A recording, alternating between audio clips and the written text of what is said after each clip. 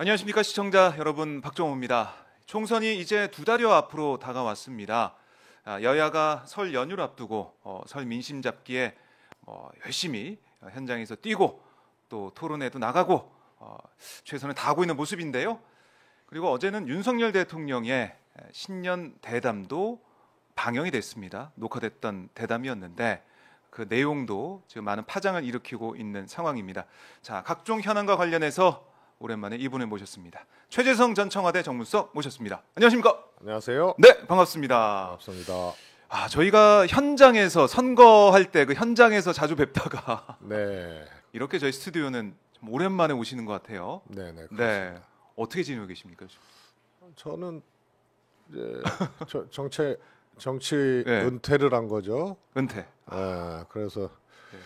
또 2016년도에는 그때 문재인 대표 당시에 이제 총선 불출마. 네. 그래서 16년 총선 불출마. 네.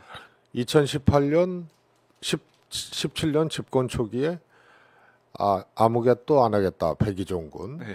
그 다음에 정계 은퇴. 그래서 준비된 백수, 경륜 있는 백수 하고 있습니다. 경륜 있는 백수. 처음 들어보는 단어인데, 근데 딱 와닿습니다. 그러니까 백의종군을 계속 하고 계시다. 뭐 이번 총선에 출마 생각은? 근데 이런 질문을 최근에 네. 하는 분은 처음이에요. 혹시나 해서. 이미 안 한다는 거 다 네, 알고 있고. 예, 혹시나 해서.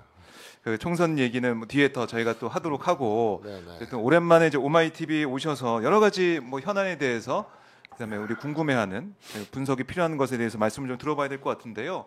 지금 제일 핫한 이슈는 어제 윤석열 대통령의 KBS 사전 녹화 대담 이겁니다. 자, 많은 분들이 보신 분도 있고 아니면 기사로 접하신 분도 있고 한데 내용이 좀 충격적이에요. 이 KBS 대담 어제 내용을 좀 접하셨을 텐데 총평을 하신다면 총평. 우선은 네, 처음인 것 같아요. 처음이다. 대통령이 네, 신년 기자회견을 안 할 수는 있지만 작년에도 안 했고 올해도 안 했고 취임하고 한 번도 안 했단 말이에요. 네, 그것도 이제 이례적이지만 녹화로 한 거는 또 이건 처음 있는 일 같아요. 그렇죠.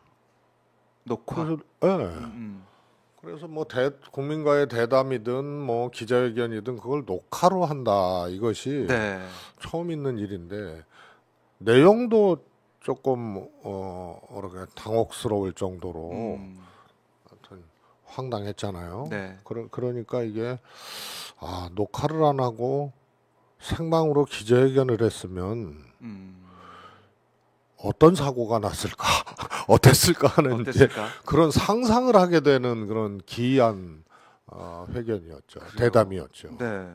사실 어제 이 대담 자체의 제목이 KBS 특별대담 대통령실을 가다였더라고요. 그러니까 우리가 이제 일반적으로 생각할 때는 뭐 대통령과 뭐 국민과의 대화 뭐 이런 식으로 해서 대통령이 앞에 나오는데 제목 자체도 대통령실 가다 해서 이게 뭔가 해서 봤더니 대통령실 가가지고 마치 러브하우스, 옛날 예능 러브하우스처럼 돌아보는 거예요, 대통령실을. 그래서 뭐 사진도 보여주고 뭐 선물 받은 것도 보여주고 막 이러면서 이게 뭔가 장르가 정말 뭔가 저도 보면서 깜짝 놀랐습니다. 이게 뭐 하는 거지? 이게 대통령실을 이렇게 쭉 보여줄 필요가 있나요? 국민들 앞에 두고? 아니 우선은 네. 본체가 있잖아요. 본체.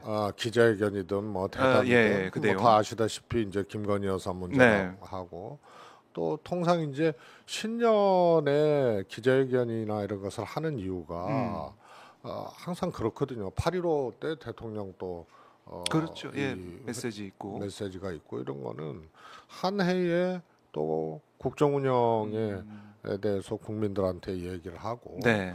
또 이제 아주 큰 현안들이 있으면 또 그것을 국민들께 얘기를 하는 그런 자리거든요. 근데 그런 게 지금 안 하겠다, 기자회견을 안 하겠다는 것을 전제로 다른 방법을 찾다가 보니까 김건희 여사 문제, 또 각종 이제 국정의 오류, 또 윤 대통령 개인의 문제, 뭐 이런 것들 속에서 방어적으로 혹은 회피적으로 하다 보니까 네. 원래 사람이 딱 진실을 얘기해야 되는데 그것을 얘기하지 못하면 수사가 많잖아요. 그렇죠. 예? 그리고 또 뭔가 이 시선을 딴 데로 돌려야 네. 되고 아하. 그래서 이 소위 말해서 필요 없는 그런 이제 이 일들 기획들을 많이 했죠. 아하. 어? 사실 이 그래서 제가 처음에 예, 얘기를 예. 했지만 생방으로 기자회견 방식으로 했으면 네. 어땠을까라는 아. 상상을 하게 되는 그런 아주 이상한 형식과 아주 당혹스러운 내용이었죠. 네, 형식과 내용 다 문제가 있다 이렇게 말씀해 주셨는데 참고로 저희 지금 인터뷰는 생방입니다. 생방. 아 예, 그렇죠. 예, 녹화가 아닙니다. 네. 여기 좀 둘러보는 거 없습니까? 오마이뉴스 여기 뭐 아 이따 이제 카메라 하나 들고 오세요. 저희가 오마이뉴스 스튜디오 한번. 김치찌개는 사양하겠습니다. 예. 아 참 저희가 이런 얘기를 하면서 묻게 되는데 그만큼 윤 대통령이 이번에 사전 녹화 대담 사흘간의 편집 시점까지 잡아가지고 완전히 다큐를 찍었던데 형식도 정말 놀랍지만 내용도 네. 김건희 여사 얘기 안 할 수가 없습니다.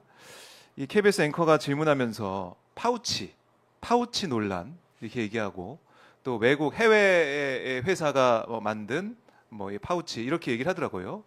해외 그 명품이라는 얘기는 차마 못하고 파우치 이렇게 얘기를 막 하고 있던데 거기에 대한 윤석열 대통령의 답변이 이렇습니다. 제가 그대로 읽어드리겠습니다. 매정하게 좀 끊지 못한 것이 좀 어떤 문제라면 문제고 좀 아쉽지 않았나 생각이 된다. 그리고 가방을 건넨 쪽에 대해서는 시계에다 이런 몰카까지 들고 와서 이런 걸 했기 때문에 공작이라고 또 규정하는 모습을 보였습니다. 크게 두 가지인 것 같아요. 김건희 여사가 정이 많아서 매정하게 박절하게 못했다 이렇게 표현을 쓰던데 그래서 이걸 좀 뭐 그런 게 있었는데 아쉽다 이 정도였고 그다음에 이거는 정치 공작이다 몰카 공작이다 이런 얘기를 했습니다. 뭐 아마 그거를 접하는 많은 국민들이 아 이게 우리나라 대통령이 우리하고 생각과 인식이 달라도 너무 다르구나. 네. 그러면서 이제 이 시쳇말로 얘기하면은 아 조금 뭐 별나라 대통령, 달나라 대통령 이런 생각이 드는 거죠. 별에서 온 그대. 뭐 예, 그런. 그래서 절대 사과 안 하잖아요. 그러게요. 그리고 오히려 그 사실 자체를 왜곡시켜 버리잖아요. 그러니까 뭐 장모 10원 한 푼 안 받았다. 네. 구속됐잖아요. 또 그러니까 도이치모터스도 확신을 하게 돼요. 오히려 내 아내가 이 3천만 원 손해 봤다. 그리고 손절했다. 그랬는데 그 말도 이제 안 믿게 되는. 그래서 통상적으로 이미 드러난 사실에 대해서 스스로들이 이걸 비틀고 왜곡하고 하면서 네. 자신들의 이 기준으로 이걸 그냥 규정해 버리고 그러니까 사과할 필요 없다 이렇게 가는 거죠. 그래서 국민들과의 뭐 이격 거리를 땅과 하늘만큼 그 늘려놓은 그런 발언입니다. 네. 그러니까 국민들이 기대하는 것, 또 국민의힘 내부에서도 그랬잖아요. 여기에 대한 충실한 설명이 있어야 되고, 뭐 맨 처음에 마리 앙뚜아네트 이런 단어까지 나오면서 사과해야 된다는 얘기, 김경률 비대위원 얘기까지 있었는데, 뭐 그게 뭐 유야무야 되더니 덧 얘기가 나오더니, 그다음에 뭐 종북 인사 이런 얘기가 나오고 공장 얘기 나오더니 그렇게 다 가버렸어요. 예. 그러면은 뭐 어느 보수 매체에서도 사설에서 다뤘습니다만, 네. 그런 이제 종북 인사를 걸르지도 않고 영부인이 만났냐, 이런 사설도 나왔어요 어저께. 예. 오늘이죠. 그래서 참 이제 전체적으로 견강부회라 그래야 되나? 네. 말도 안 되는 얘기를 하고 있는데 뭐 야당 대표하고 회담도 네. 여당 지도부 무시하는 격이 될까봐 안 한다. 뭐 이런 게 그건 어떻게 보세요? 정무수석 하셨으니까. 이 대통령이 여당을 무시하면 안 되니까 무시할 그런 비판을 받을 수 있으니까 야당 대표 못 만난다 이런 논리인데. 그러니까 저는 좀 상상이 닿지 않는 논리예요. 그게 그러니까 뭐라고 해석이나 평가가 불가능한 얘기를 하시니까. 네. 그러니까 막 뭐라 그럴까 어제 네. 회견은 예, 예. 어떻게 보면 윤 대통령을 매우 이 치밀하고 정교한 그런 이제 정치 전략, 정무 감각을 갖고 있는 분으로까지 생각하게 되는. 예를 들어서 예. 김건희 여사 명품백 의혹에 대해서 그런 식으로 비틀어서 규정하고 해버리니까 저게 저렇게 해놓고 한동훈 비대위원장하고 약속 대련해서 한동훈 비대위원장이 강하게 사과 요구하고 네. 그러면서 그걸 수용하면서 총선을 돌파하기 위한 이런 거 아니냐 이런 생각까지 하게 되는 그래서 전체적으로 예. 사안마다 말씀하시는 게 정말 어떤 그냥 대통령 이런 걸 떠나서 네. 상식적으로 이 대한민국 사람 맞냐 네. 대한민국 국민 맞냐 이런 생각이 들 정도로 네. 기이하고 하여튼 기이한 논리로 기이하다. 얘기를 하신 거죠. 그리고 지금 김건희 여사 문제, 김건희 특검법에 대해서 어제 뭐 또 명확한 얘기도 없었어요. 질문도 없었고 김건희 여사에 대한 문제에 있어서는 절대 뭐 사과하거나 잘못했다 이런 얘기를 앞으로 안 할 것 같다. 이런 걸 저희가 알 수가 있었고 뭐 야당 대표의 만남도 그렇고 지금 지지율 추이나 아니면은 여러 가지 부정평가 이유로 나오고 있는 그런 사안에 있어서는 대통령이 인식을 안 하는 건지 못 하는 건지 그러니까 아예 우리 상식과 좀 다르게 가고 있기 때문에 우리는 그러면 어떻게 좀 반응해야 될까?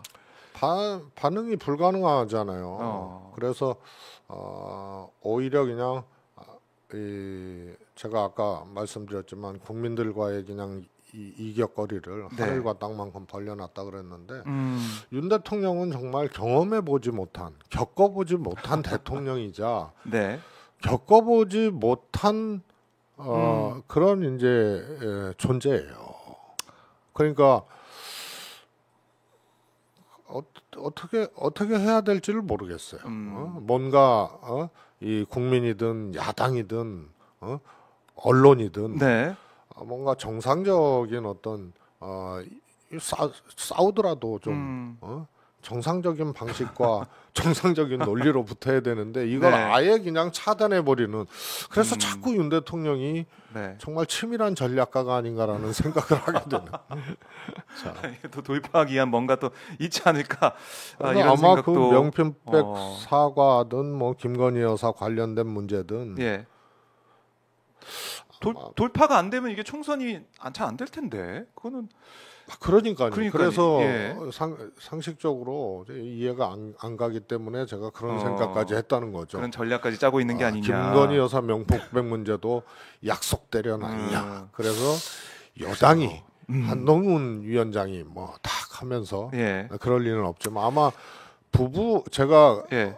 처음에 그랬어요. 윤 대통령 당정 혁신해야 되는 거 아니냐 그랬을 때 아마 부부 혁신이 안 되면은 불가능하다. 다르냐. 당 혁신한다고 되는 것도 아니고 예. 국정 혁신한다고 되는 것도 아니고 또 뭐 당시 대통령 비서실 한번 이렇게 몇십 명 이렇게 이제 네, 사표 네. 받고 내보내고 소위 이제 물갈이하고 그랬잖아요. 그랬죠. 그때도 저런 거 아무 필요 없다.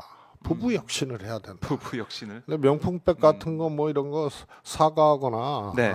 제정신을 차리려면 아마 두 분이 부부인 이상은 불가능할 겁니다. 김건희 여사 문제는. 그래요. 그러니까 어제 이제 질문 중에 이번 이 명품 가방 수수 논란으로 부부 싸움이 있냐 이렇게 질문을 했더니 좀 웃으면서 전혀 안 했다 이렇게 또 얘기를 하더라고요. 부부 싸움. 뭐 그거야 뭐 두 부부의 문제를 네. 어떻게 알겠습니까마는 그것도 예. 진짜로 안 했으면은 뭐 전혀 이런 말 이렇게 붙일 필요가 없거든요. 통상.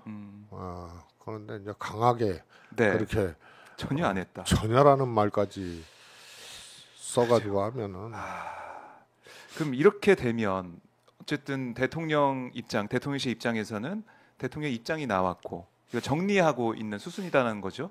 그럼 김건희 여사가 다시 활동에 나설까요? 아니면은 계속해서 이렇게 얼굴 안 보이는 행보를 이어갈까요? 어떻게 보세요? 뭐 남북 문제를 직접 다루기 전에는 안 나서겠죠. 그 명품백 수수했던 예, 그 그때 얘기했었죠. 현장 이제 그 촬영 녹음된 거에 보면은 네. 남북 문제 직접 나서겠다는 얘기를 하잖아요.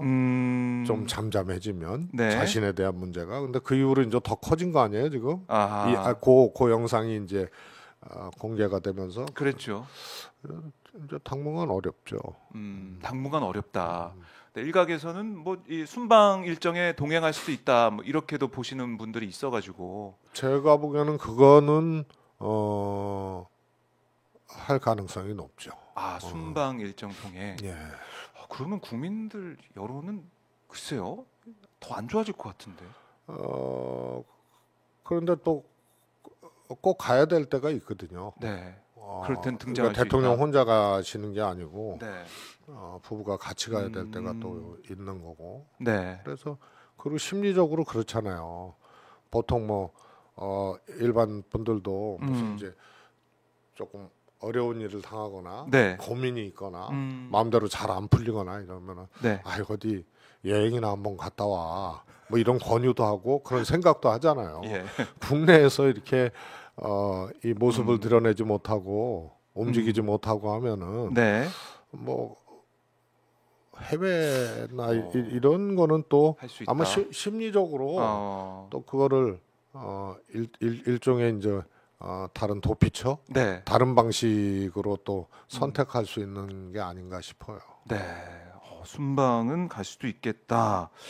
그래요. 앞으로 행보를 좀 봐야겠지만 어제 이 대담을 보면서 정말로 충격을 받으신 분 많은 것 같아요. 지금 저희 댓글로 보면 탑건 F13님께서 진짜 세계 창피하다 이런 말씀도 주고 계시고, 그리고 어떻게 아무 말 대잔치 이렇게 할 수가 있냐 상상님이 댓글로 이게 주고 계신데. 아무 말 대잔치는 아니죠. 예. 준비된 말이죠. 그리고 녹화했고 그렇죠. 하잖아요. 그래서 바로 현장에서 실시간으로 한 게 아니기 때문에 좀 준비된 거죠. 준비되고 편집됐다. 그렇게 해서 국민들한테 준비된 발언을 통해서 뭔가 좀 이 돌파구를 마련하려고 그런 것 같은데 그런 건 같진 않아 보이고, 내용으로 보면 문제가 좀 될 것 같다라는 말씀이시고, 그리고 지지율에 대해서 저도 이런 얘기 좀 기억에 남는 게, 국정 지지도가 장기간 낮게 유지되는 데 대해 지지율의 추이를 보면은 만족하는 건 아니다. 그러나 지금 국제 금리가 높고 이렇게 하다 보니까 외국도 다 지금 경기가 많이 위축돼 있다. 그리고 전 세계 정상들의 지지율도 많이 떨어져 있다. 이렇게 얘기를 하더라고요. 뭐 이게 전 세계적인 문제이기 때문에 지지율 이렇게 낮은 거 뭐 이게 문제될 게 없다. 이런 판단을 좀 하더라고요. 지지율 문제에 있어서. 그러니까 그것도 엉뚱하죠. 대한민국의 지지율을 봐야지. 역대 대통령 중에 이런 지지율 추이를 보이는 건 처음이거든요. 아마 기시다 총리가 딱 떠올랐던 것 같은데. 예. 기시다 총리보다 내가 낫다? 지지율이 형편없잖아요. 예. 그래서 그것도 참 기괴하고요. 역대 대통령 뭐 다 아시겠지만 지지율을 보면은요. 이명박 대통령이 집권 초기에 소위 말해서 촛불 시위 때문에 아주 뚝 떨어졌다가 1년 반인가 지나면서 50%를 회복을 했어요. 그랬죠. 예. 그래서 집권 초부터 이 낮은 지지율이 이렇게 고착화된 경우는 처음 있는 거고, 그렇다고 이것이 이명박 대통령처럼 반등할 기미는 더더욱 안 보이거든요. 반등하려면 그 모멘텀이 있어야 되는데 스스로 그 가결을 놓을 만한 능력도 안 되고 지지율 반등의 모멘텀을 만들 능력이 안 되고, 그러면 대통령은 통상 이제 국정 운영, 또 정책, 또 위기 관리 뭐 등등으로 이 모멘텀들을 마련하거나 그런 것들이 생기거든요. 근데 전혀 뭐 그러질 못하고, 어제 회견에서도 봤지만 사고나 논리 자체가 일반 국민들 한테 이해가 되게 어려운 사고와 논리를 갖고 있기 때문에 더더욱 반등의 모멘텀은 없죠. 그러게요. 그러니까 이렇게 외국 정상 지지율이 낮다라고 얘기하면서 어떤 얘기도 했냐면, 그럼에도 불구하고 국민들이 제게 실망을 이 정도로 덜 해주는 것만으로 저는 감사하게 생각한다. 더 열심히 일해야겠다는 각오다. 이걸 보면서 이거 어떻게 해석을 해야 될지, 덜 실망을 해주는 데 대해서 감사하다. 참 나는 네. 이미 처음부터 대통령실 참모들이 네. 안타깝다 이런 불쌍하다 이런 얘기를 했는데요. 예. 그동안 여러 가지 일을 통해서 봤지만 우리가 정말 이해가 안 되는 그런 상황들이 많았거든요. 그건 뭐냐면은 네. 대통령은 주로 방어적인 자리예요. 음. 늘 설명하고 설득을 구하고 조정하고. 그런데 윤석열 대통령은 뭐 검사 출신이라서 그런지 몰라도 늘 공격적이었거든요. 대통령은 늘 방어적일 수밖에 없어요. 아하, 어디에 대형 재해가 났다. 그럼 그거를 공격적으로 막 풀 수가 없잖아요. 네. 그다음에 뭐 명품백 뭐 그랬죠. 이런 네. 뭐 처음 있는 일이지만 하여튼 그런 것도 방어적. 근데 이분은 평생을 공격적으로 살아온 사람의 네. 또 한 번도 또 겪어보지 못한 이 부인이 있잖아요. 그러게요. 그런데 이것도 통상적인 부부관계로 해석되어지지 않는 그런 것들이 있잖아요. 김건희 여사가 더 세다. 네. 사실상의 대통령이다. 권력 수입이 1위다. 뭐 이런 의원이다. 얘기도 있고 이러니까 상황 자체가 모든 게 비정상적이고 논리나 사고가 비정상적이니까 네. 참 국민들이 응대하기 힘든 대통령이 돼버린 거예요. 그래요. 그러니까 어제 이 사안도 보면은 정치 공작이라고 규정하면서 또 공세적으로 나가다 보니까 국민들이 볼 때 좀 벙찐 그런 상황이 됐고 이게 반복이 되고 있다 처음부터. 그럼 반국가 세력부터 해가지고 뭐 이념 뭐 패거리 카르텔 이런 얘기도 하면서 공세적으로 계속 나오고 있는 모습이다. 그러니까 네. 공격만 하다가 지금 어제 상황은 방어해야 되는 상황 아니에요. 그렇죠. 그러니까 논리나 방식이 희한해지는 거예요. 그래서 방어할 줄을 모르는 분이에요. 그러니까 이상한 논리, 덜 실망하는 지지율 수치다. 덜 실망한다. 그러다 그러니까 참모들이 예.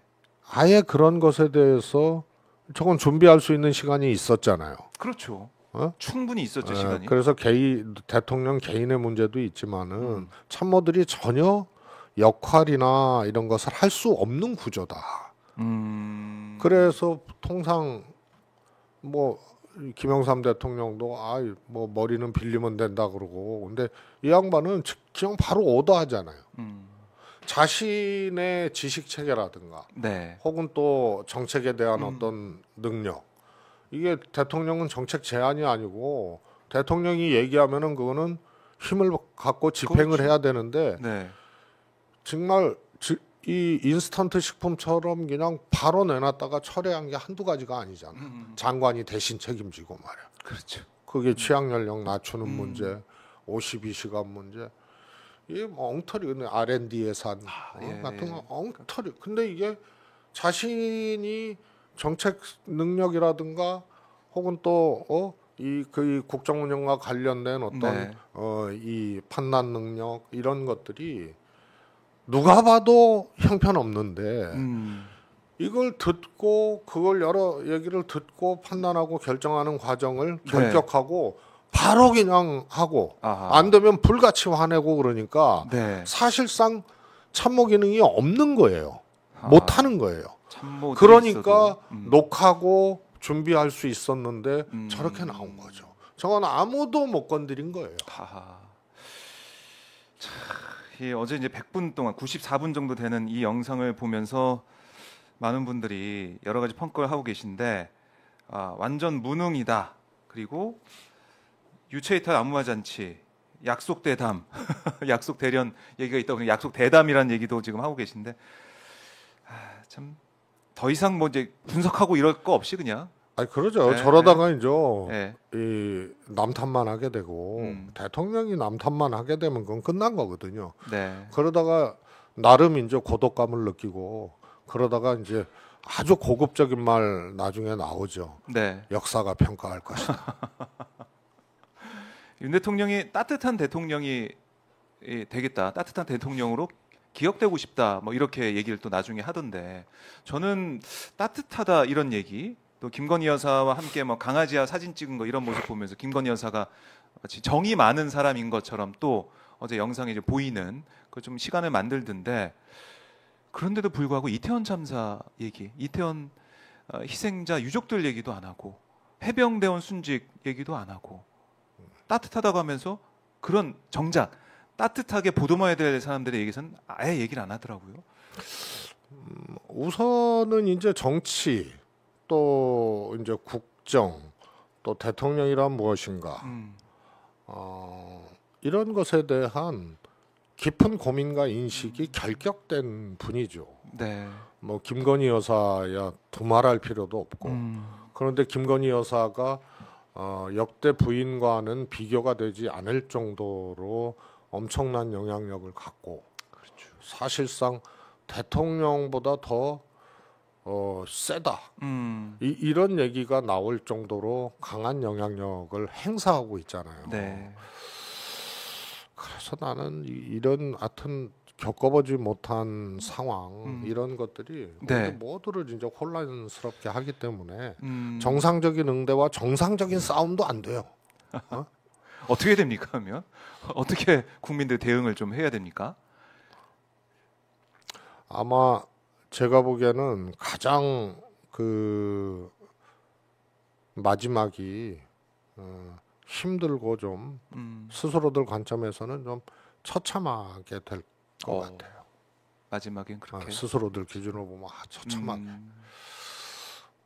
우선은 정치적으로 윤석열 대통령이 권력을 갖고 있고 처음이었기 때문에 네. 윤석열 대통령이 당 그냥 막 쥐락펴락하고 말도 안 되는 식으로 뭐 대표 억지로 5등짜리 예. 만들고 만들었던 5등짜리 날리고 5등짜리. 한동훈 갖다 놓고 예. 그런데 또 그거 가지고 또 한동훈 하고 약속대로는 아니잖아요. 그러게요. 그렇게 또 하고 그래서 내가 보기에는 뭐 법적으로도 대통령이 매우 위험한 근거들을 많이 남기고 있어요. 당무 개입 논란이라든가. 당무 개입 논란 그 뭐 정치 중립 네. 위반이죠. 그것도 그렇고 뭐 해병대 수사단 문제도 예. 그렇고요. 그래서 이런 것들이 매우 이제 위험하고. 근데 그런 거를 개의치 않는 것 같아요. 그런데 그러게요. 뭐 대통령 부인이 영향력이 크면 대통령 부인이라도 어떻게 해야 되는데 그것도 안 되고 그래서 기본적으로 대통령이란 무엇이고 또 대통령은 무엇을 해야 되고 네. 어떤 생각과 어떤 자세를 가져야 되고 부인은 또 어때야 돼. 이런 것에 대한 기본적인 고민과 인식이 없어가지고요. 그냥 네. 권력은 휘두르는 거. 아하.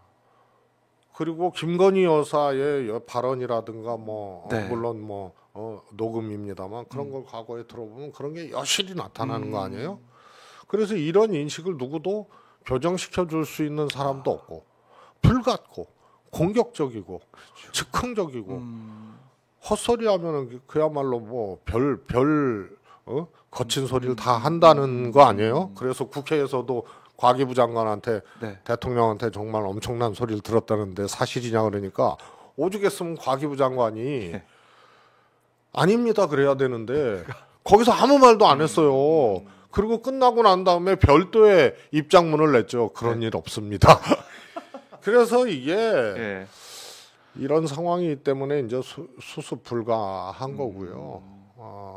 나는 매우 어려운 길을 간다고 보고요. 이제 네. 총선이 이제 그 분기점이 될 겁니다. 분기점이 될 거다. 예, 그래서 통상은 이제 국민들이나 야당에 의해서 공격당하고 네. 무너지고 주저앉고 했는데 아마 여권 내에서 총선이 이제 끝나고 나면 네. 윤 대통령 안 되겠다 아하. 해서 아마 여권 내부에서 그럴 거예요. 그리고 윤 대통령은 사실상 윤 대통령의 정치 철학이나 네. 또 뭐 역사관이나 혹은 이런 것에 지도자의 그런 것에 대해서 동의를 해야지. 그렇죠. 대통령과 함께 하고 네. 어떤 어려움이 정치적으로 있어도 같이 가는데 그럴 만한 분이 아니고 그럴 만한 시간도 없었잖아요. 네. 그렇기 때문에 사실상 윤석열 대통령과 함께할 정치인은 저는 없다고 보거든요. 그러면 여당에서부터 큰 균열이 일어나고 대통령 뒷발질이 시작이 되는 거예요. 우리도 노무현 대통령 때 경험해 봤잖아요. 네. 근데 그것과는 비교가 안 될 정도로 뭐 지도자로서 동의하고 감동은커녕 함께할 만한 아무런 이 철학과 가치와 이런 것을 느끼질 못하고 네. 행동도 그렇고 언어도 그렇고 그러기 때문에 안에서부터 엄청난 이 발길질이 시작이 될 거예요. 그래 사실은 어제 이 대담 방영된 다음에 국민의 내부 제가 짐작하기로는 큰일 났다. 특히 수도권 선거 큰일 났다 이런 생각을 좀 많이 할 것 같아요. 이건 생각했던 것보다 너무 수위가 그냥 정치 공작을 쭉 가는 거 아니겠습니까? 잘못한 거 없다. 아쉽다. 이 정도 표현만 나왔기 때문에 이 국민의힘 내부에서 글쎄요. 지금 총선 전에라도 뭔가 좀 얘기가 나올 수밖에 없을 것 같다. 그럴 수도 있어요. 네. 그리고 이제 한동훈 비대위원장이 있기 때문에 네. 소위 말해서 적어도 당이 윤석열 대통령이 100% 하고 싶은 대로 쥐락펴락 하지 못한다는 신호를 받은 거 아니에요. 그렇죠. 그래서 떠 있는 태양이 있었는데 네. 그래서 그 태양 아래 그 태양을 햇빛을 거절할 수 없는 그런 과정이었다면 지금은 태양이 이제 두 개 떠오르고 있는 거거든요. 그렇죠. 새로운 태양이 그다음에 떠오르고. 공천권 또 갖고 있고 그래서 대통령이 저렇게 나오면은 그 다음부터는 의지 철학을 해야 되나 그런 게 없었어요. 근데 한동훈 비대위원장이 공교롭게 그런 존재가 돼버린 거 아니에요.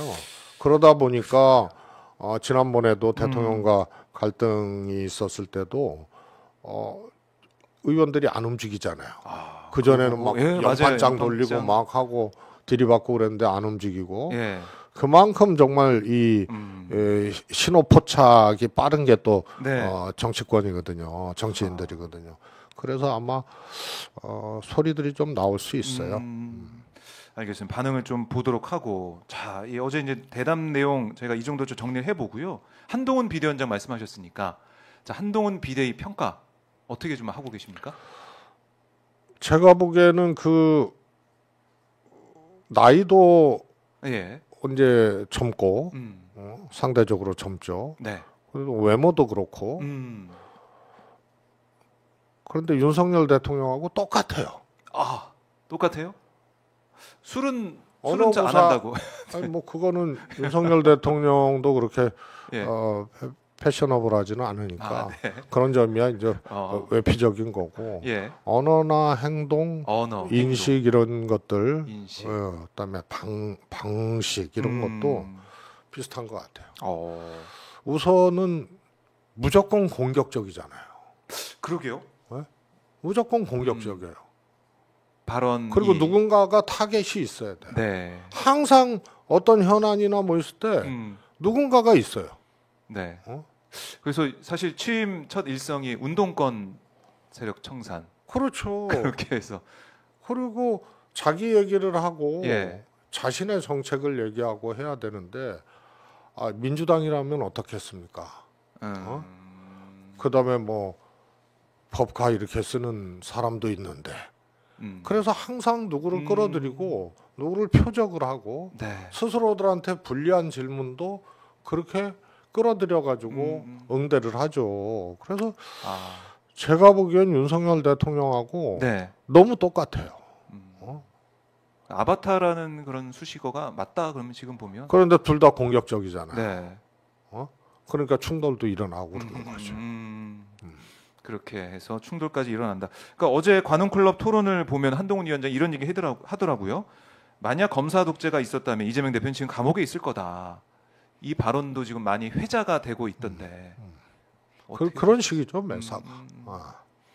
그러니까 뭐 이재명 대표가 시대 정신이 이제 검사 독재 이걸 뭐 청산하는 그게 시대 정신이다 이렇게 얘기했더니 이렇게 받아친 건데 이러다 보니까 정치적으로 보면 공격적으로 상대 진영을 공격하고 끌어들여서 뭐 불리한 게 있다면 그걸 좀 물타기하는 그런 모습을 좀 보이고 있는 것이고 이번에 보면 스타벅스 커피 네. 서민들의 못 오는 곳이다 스타벅스 뭐 이런 얘기를 해서 이것도 온라인에서 논란이 좀 됐더라고요. 그러니까 정치적으로도 그렇고 뭐 우리 이제 생활 우리 국민들의 삶에 있어서도 좀 뭔가 인식 차이가 좀 있는 것 같고 이런 면이 좀 드러나는 것 같아요. 한동훈 위원장이 그다음 우리가 잘 몰랐던 부분들 이게 더 극명하게 드러나는 것 같습니다. 저는 그 흙수저냐 금수저냐 네. 뭐 버스 요금 아느냐 모르느냐 뭐 음, 이런 거보다요. 그분들의 인식 방식, 그분들의 인식 체계와 네. 또 화법, 음, 또 태도 이런 것을 좀 보고 싶은데요. 네. 뭔가 분리시키고 싶었던 거예요. 음, 상인들하고. 네. 아니 뭐 전통시장이고는 서민들이 오는 데고 아, 스타벅스 이런 거는 예. 서민들이 오기 힘든 것 아니냐. 그래서 한쪽에 구애를 하고 한쪽 편을 드는데 네. 누군가가 또 필요한 거죠. 그래서 그게 어, 일종의 여러분을 위해서 제가 잘 하겠습니다 하면서도 누군가를 끌어들여서 해요. 그러다 보니까 이제 그런 일종의 실수라기보다는 네. 그 논법과 아, 인식이나 방식이 그래요. 그런 항상 그래요. 거기 이제 경동시장이었으니까 네. 맞아요. 그렇게 인식을 하고 있다. 야, 그럼 한동훈 비대위 좀 잘 되겠습니까? 어떻습니까? 총선 앞두고. 그래도 우리 국민들께서 옥석 구분과 네. 본질과 현상을 잘 구분을 하시죠. 지금까지 제가 보기엔 내놓은 정책 있잖아요. 네. 이런 거는 재탕, 삼탕 아주 구태한 정책이죠. 그러니까 뭐 수도권 돌아다니면서 뭐 그것도 있고 정치개혁 정치개혁 뭐 예. 한다고 내놓은 것도 그렇고 국회의원 월급 깎아야 된다 하시는 예, 하던데. 그것도 그렇고 이게 비상적으로 뭐 예. 국민들이 동의할 것 같아도요. 어. 뭔가 저게 진실되지 못한 것 같다. 네. 어서 많이 들어본 얘기다. 본 장면이다. 이쯤 가 있기 때문에 네. 우선은 총선은 결국은 상대적으로 국민들의 이제 신뢰를 얻는 거 아니에요. 근데 그 신뢰라는 것은 정책을 통해서 정책을 제기하는 방식을 통해서도 네. 또 이제 정치적인 행위나 태도를 통해서도 공천을 하는 방식과 네. 또 내용 태도를 통해서도 국민들이 판단을 하는 거거든요. 그런 점에서 새로운 정책도 없고 네. 내놓은 정책도 굉장히 구태스러운 방식과 내용이기 때문에 네. 그렇다고 보고요. 정치적으로도 사실 내가 보기엔 유인태 선배가 네네. 3류 기획사가 붙은 것 같다 이런 말씀을 했거든요. 한동훈 비대위원장 옆에. 36기획사. 저희 관점으로 봤을 때는 정말 형편없어요. 그래요. 정치적으로도. 그게 제가 그래서 팔도 사나이 한동훈 네네. 구태에서도 안 하는 구정치에서도 이미 청산되어진 것을 한다. 그 이제 옛날 이회창 총재 얘기를 했거든요. 네. 이 지역 가면 이 지역 연고. 아, 여러분을 예, 제일 예. 사랑합니다. 저 지역 가면 저 지역 연고. 막 그래서 그때 왜 달나라 빼고는 이회창 총재 연고는 다 있다고 그런 이제 논까지 나오고 그랬는데 예. 이번에 한동훈 대표가 그렇게 한 거죠. 그렇네. 부산 가서 네, 부산에서 부산 가서도 야구 봤다 그렇고. 이런 얘기. 그래서 사직에 자고 갔다. 아주 어설픈 쇼잉 어. 이런 것에 지금 그치고 있기 때문에 네. 정책과 정치적 행위 이런 것이 소위 말해서 품격 있고 네. 또 진실되지 못하면요 국민들이 금방 알아요.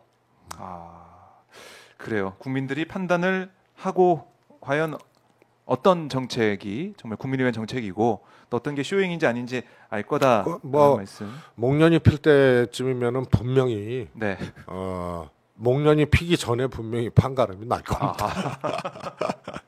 한동훈 위원장 목련 필 때쯤에는 김포가 서울이 될 수 있다 이렇게 얘기했는데 목련 피기 그때쯤 피기 전에 아, 총선이면 총선 총선 때면 알겠습니다.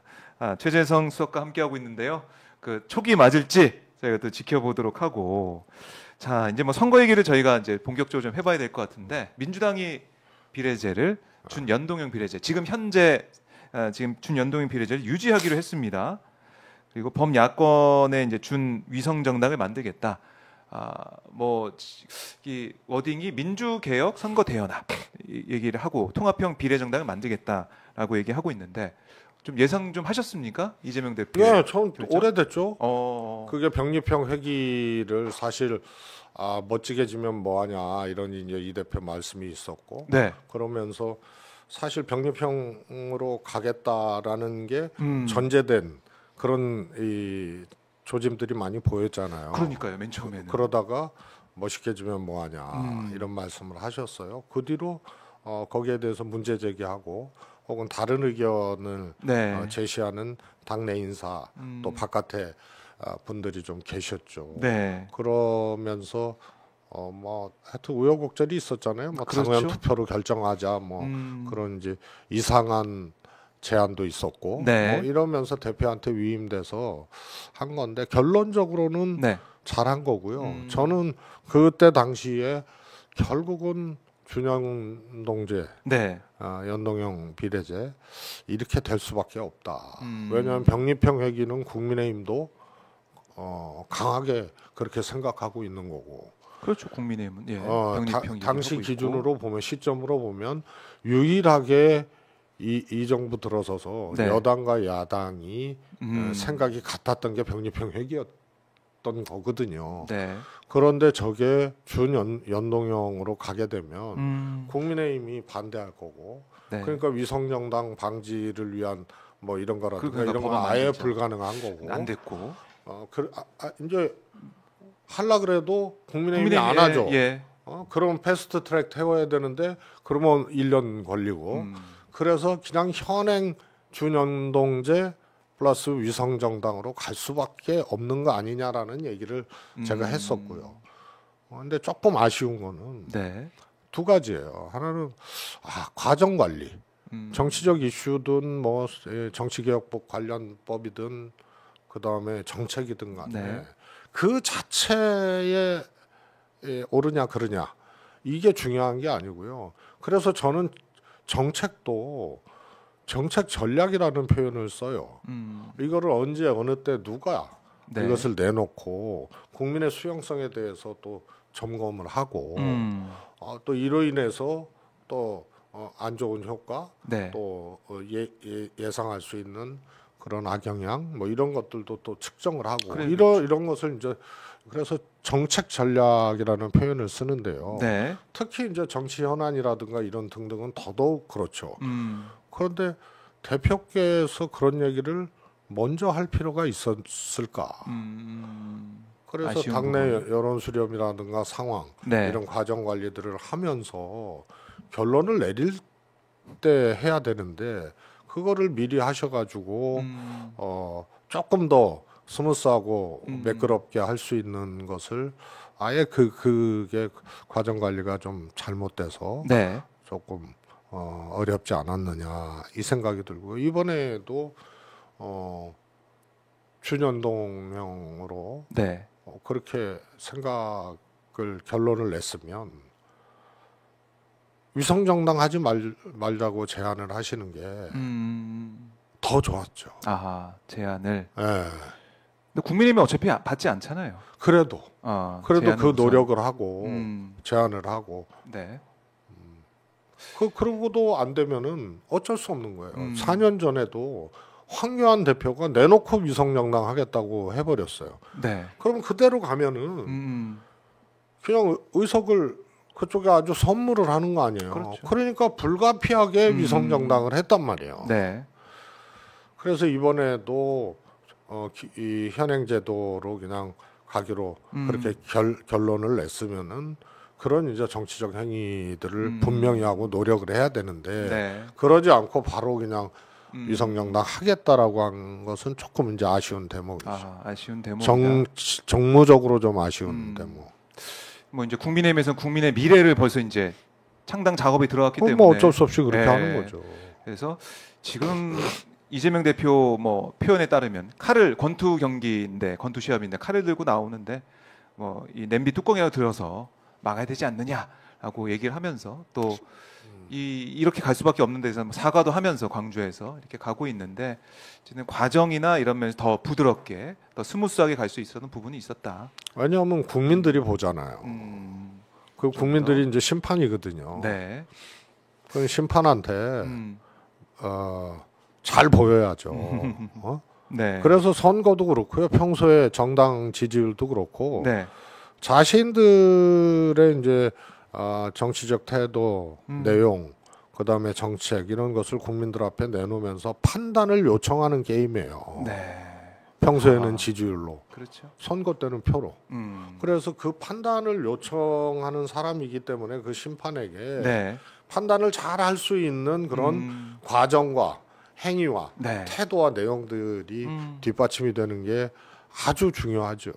그런 점에서 조금 일말의 아쉬움이 좀. 아쉬움이 있다. 하지만 뭐 잘한 결정이다 이렇게. 그럼요. 잘한 평가를 결정이죠. 해주셨고 이번 총선 민심에 이게 좀 어떤 영향을 미칠까요? 이 연동제로 준연동제로 이제 가는데 뭐 일각에서는 민주당이 좀 손해 볼 수도 있다 이런 얘기도 좀 하고 있는데 그럼에도 불구하고 준연동제로 가야 되는 명분, 이유 뭐 어떻게 보십니까? 제가 보기엔 손해 볼 일은 없을 것 같고요. 뭐 지난번에도 황교안 대표의 그 당에서 위성정당 만들었잖아요. 네. 그리고 후에 뭐 어쩔 수 없이 민주당도 만들었고 더불어시민당 그래서 만들고. 득표율이 비슷했고요. 또 이제 그 외에 다른 정당이 네. 또 두 석인가 세 석 했죠. 최강욱 의원이라든가. 네. 열린민주당. 그래서 전체적으로 특별히 민주당에 뭐 손해 볼 일은 아니니까요. 그 네. 너무 이제 그것도 또 엄살 부릴 필요가 없어요. 그러니까 결국에는 연동제를 하면서 진보 개혁 세력, 민주 개혁 세력이 함께 손을 잡고 네. 뭐 일각에서 나오는 얘기는 이제 200석을 어떻게든 만들자.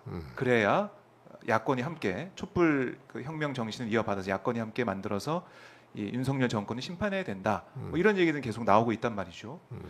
가능하다고 보십니까? 어떻습니까? 그거 뭐 저는 뭐 하여튼 수치에 약한 사람이라서 하여튼 학력고사 볼 때도 네. 수학에 하여튼 형편 없었어요. 그러셨군요. 예. 그런데 전체적으로 지금 상황이 네. 좋잖아요. 그리고 윤석열 대통령이 아주 크게 야당 승리를 지금 이끌어 주시고 있고 그래서 그런데 제가 지금 엄청나게 많이 얘기한 것 중에 지금부터 이제 공천 끝날 때까지가 중요하고 그게 이제 이 2012년 16년 선거 자주 네. 얘기하거든요. 12년에는 민주당, 16년에는 저쪽 새누리당이 압승할 것이라는 예측이 있었는데 결과는 그렇지 못했거든요.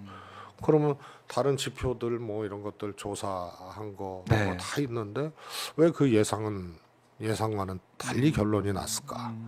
그거는 그 한 두 달 정도 치르는 공천 과정을 포함해서 아하. 그 선거를 치르는 그 정당의 모습, 네. 태도 이런 것들이 결국은 중도층이라든가 이런 분들을 확 돌아서게 만들어서 예상과는 다른 결과가 난 거거든요. 그러니까 지금부터 중요한 지금이네요. 거예요. 지금 이 시점. 그 다음에 이제 막말이라든가 뭐 이런 사고. 그래서 공천 과정이 오만하게 국민들에게 다가가면 느껴지게 하면 안 되고요. 공천 과정이 중요하다. 네, 막말이나 뭐 이런 것도 막말. 굉장히 중요한 네. 거고요. 그래서 뭐 객관적으로는 야당의 승리가 이제 예상이 되는데 네. 그 예상과 다르게 나왔던 과거 사례를 잘 복기를 해. 살펴보면은 뭘 어떻게 해야 되는지가 좀 나오죠. 네? 그걸 그래요. 잘해야 됩니다.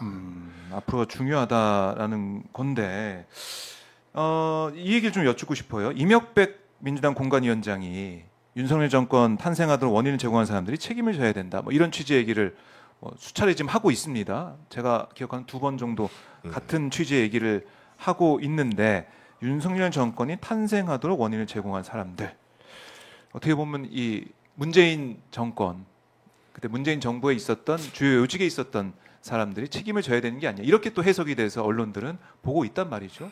그러니까 그런 걸 어떻게- 하면 안 되는 거예요. 아, 그런 거 하면 안 된다. 네. 이제 우선은 이제 갈라치기 같잖아요. 그 다음에 지금은 뭐 이재명 대표가 저쪽 칼 들고 나오는데 네. 뭐 무슨 냄비 냄비뚜껑이라도 들고 네. 그러니까 그런 상황이에요. 그래서 총선이라는 것을 국민을 판관으로 해서 네. 그 앞에 판단을 요청하는 양당이 우리나라에는 양당이 있는 네. 거거든요.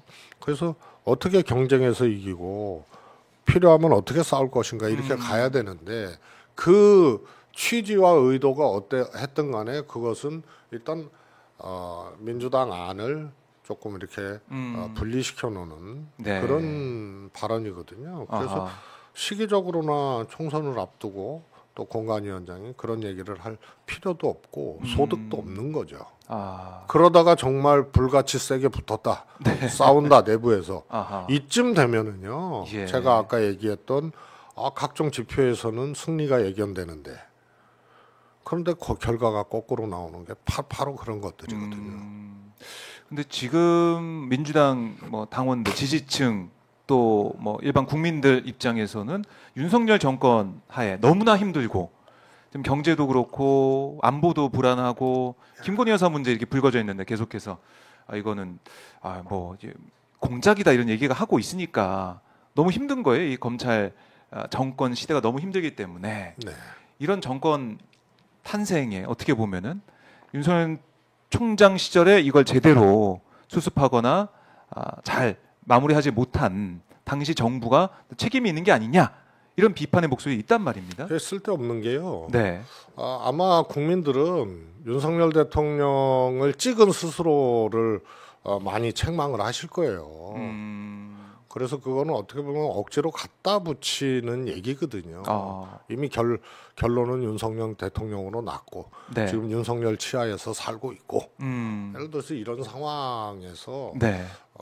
그 소위 말해서 책임론을 끄집어내서 그걸 가지고 내부적으로 한번 붙는다, 네. 논쟁을 한다, 갈등을 한다 이런 것 자체가 아하. 국민들 인식하고도 차이가 나는 거예요. 우리 국민들이 지금 윤석열 대통령을 더 원망하고 네.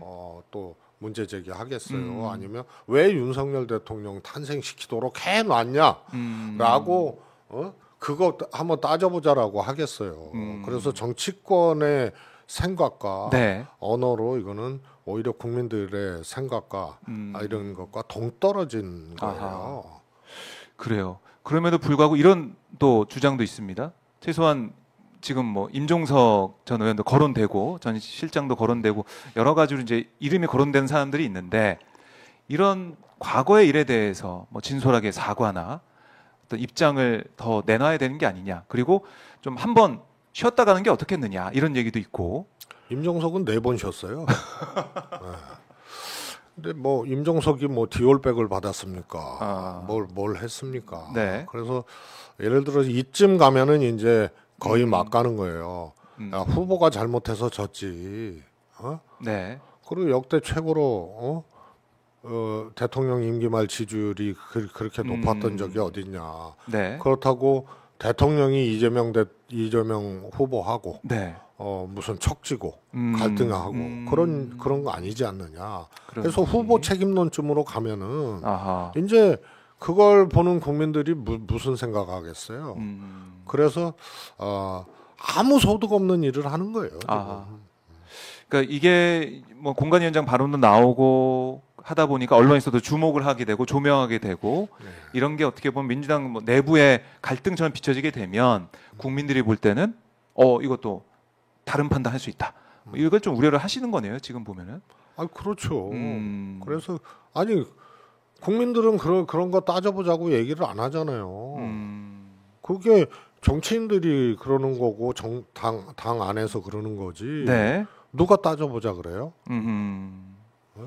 그래서 그거는 제가 보기엔 뭐 국민까지 이렇게 끌어들여서 네. 얘기할 만한 그런 사안은 아닌 것 같고요. 말씀드렸다시피 정말 더 나가면 안 돼요. 네. 그게 분명히 내부 갈라치기고 갈등의 요인이고요. 무슨 책임론 뭐 이런 거 있잖아요. 음. 후보 책임론 이쯤 나오면은요 정말로 막 가는 거예요. 아, 그렇게 확정이 될 수도 있기 때문에 그렇게 가면 안 된다. 아니 또 그렇게 생각하는 사람도 있잖아요. 네. 후보가 좋았으면 음.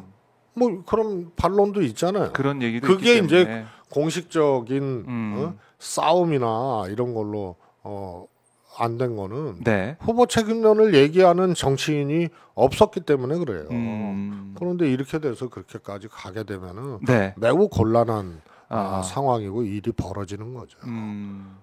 그래요. 이게 이제 총선 앞두고 좀 어떻게 수습이 될지 모르겠지만 지금 문재인 전 대통령과 이재명 대표가 만났을 때는 단합, 화합 이걸 이제 강조를 했고 두 실제로 분이서 그렇죠. 예, 함께 지금 손을 잡고 이런 모습이 계속 보이고 있기 때문에 이 당내에서도 좀 화합하고 단합하는 쪽으로 가야 된다.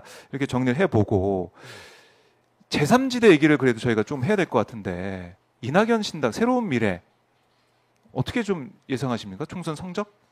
뭐 처음부터 저는 얘기를 했어요. 네. 의석수로 평가하기 어려운 상황이 될 거다. 그리고 그래요. 신당도 양당 체계일 거다. 신당도 양당 체계일 거다. 빅텐트 그건 안 된다. 그러고 보니 지금 빅텐트는 아니고 중텐트, 뭐 텐트가 여러 개 쳐져 있는 느낌도 포개고 들고. 거론되는 신당이 양당 체제가 되는 예, 거죠. 개혁신당과 그 새로운 다음에 미래. 민주당 탈당했던 분들도 네. 빅텐트가 안 되면 이낙연 신당 쪽으로 갈 거다. 다 가지는 않을 거다 그런 얘기를 했거든요. 그렇게 그래서 되네요.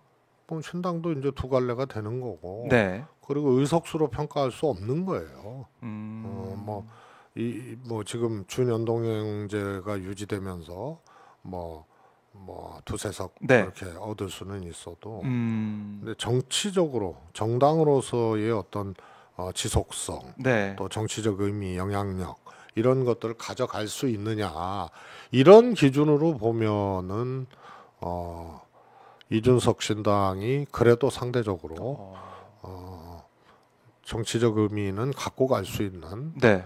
그런 이제 신당이 되지 않겠나 싶습니다. 삼지대 그쪽에 있는 정치 세력을 봤을 때는 이준석 신당이 그러니까 개혁 신당이 제일 뭐 세가 좀 클 것이다 이렇게 보고 계시는 거네요.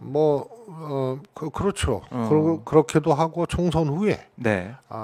그야말로 이제 살아남을 수 있는 정당 그러면서도 이후로도 정치적 행위나 네. 이런 것을 정당의 이름으로 또 정당 소속 정치인의 이름으로 계속 할 수 있는 그런 이제 상대적인 여건이 되는 것이 이준석 신당이다 이렇게 보는 거죠.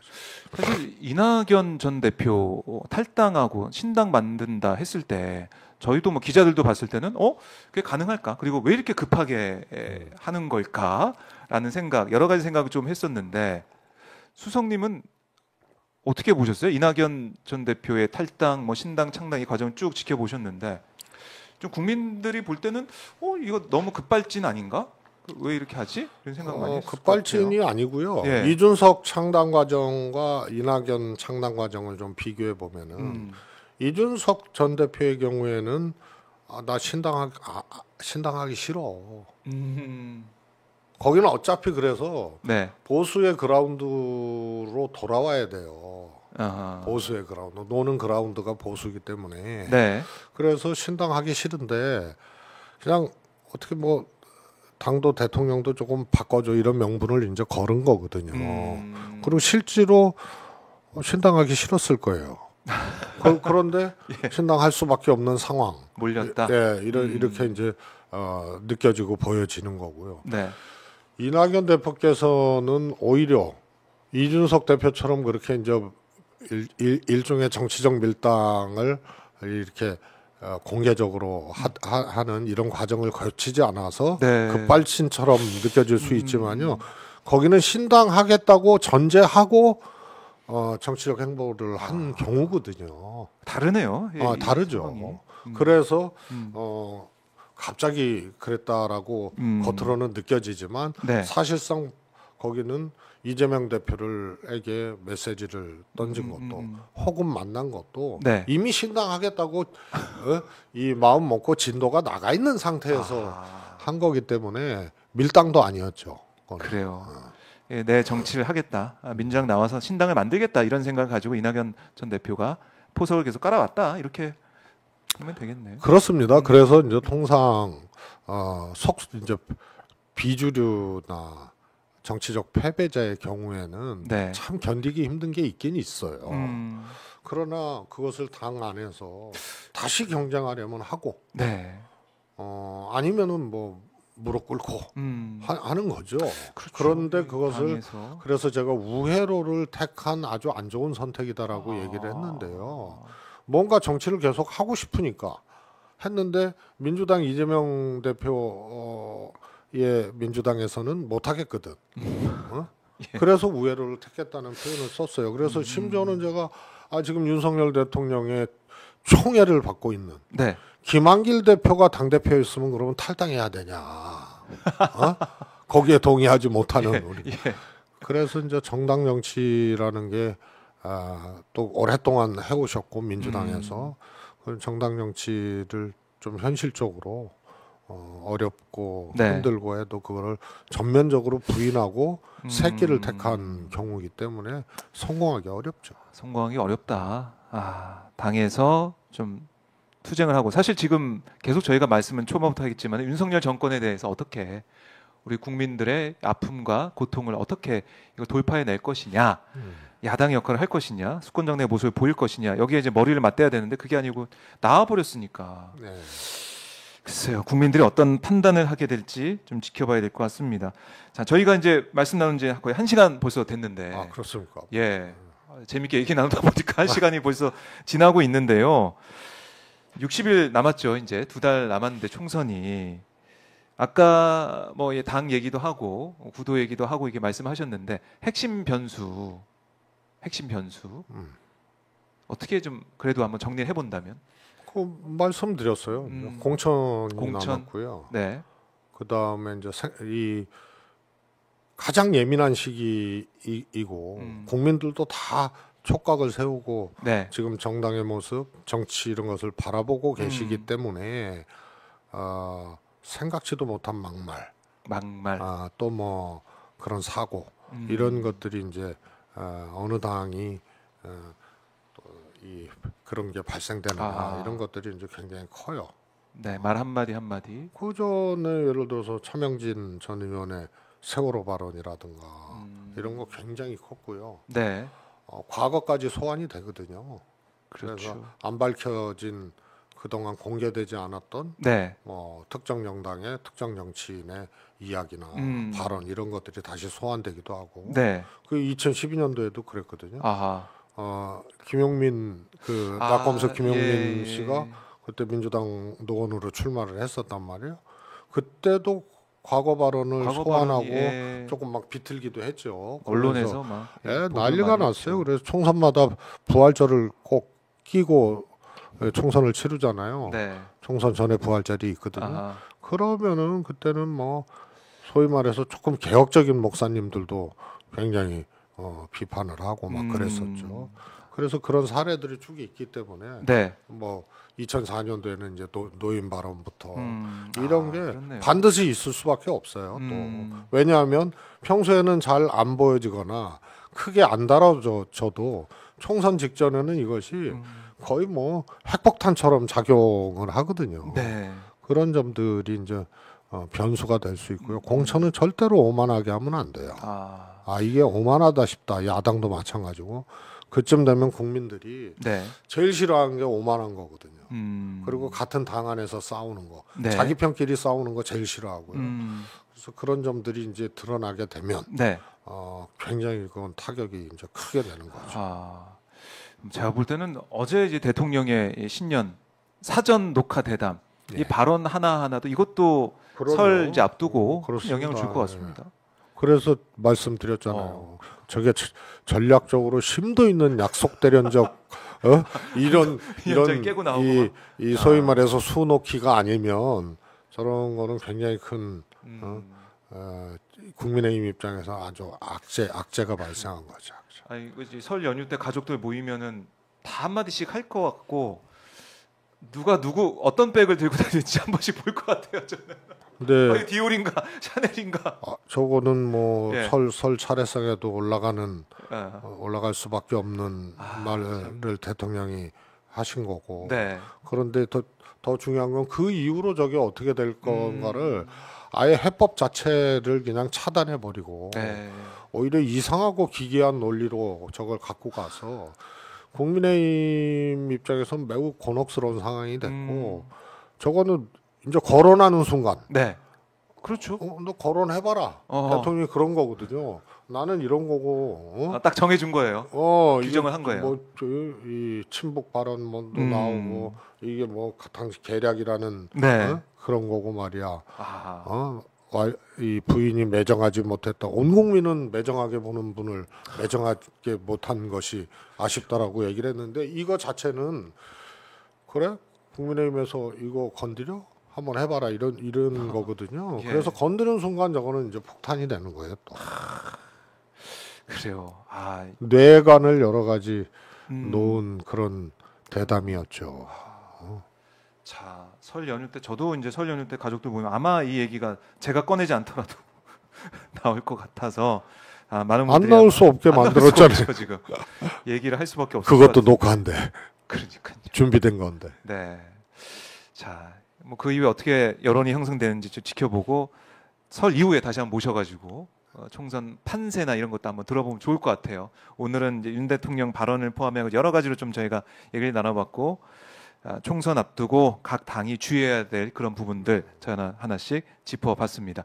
자, 최재성 전 수석과 말씀 나눠봤는데 저희는 사전 녹화 대담이 아니고 생중계, 생방송 대담이었습니다. 그렇죠? 예, 그러나 여기를 둘러보지 못한 아쉬움이 있습니다. 다음엔 저희가 미니 다큐 형식으로 프로를 좀 만들어 보도록 하겠습니다. 김치찌개로 보답하겠습니다. 김치찌개. 좋습니다. 자, 수석님 이제 오랜만에 나오셨으니까 저희 시청자분들께 설 연휴 인사 포함해서 못다한 말씀이나 하고 싶은 말 좀 잠깐 좀 해주시죠. 네. 예, 또 명절은 명절대로 또 우리가 치러야 되고 또 명절이 주는 의미가 있으니까요.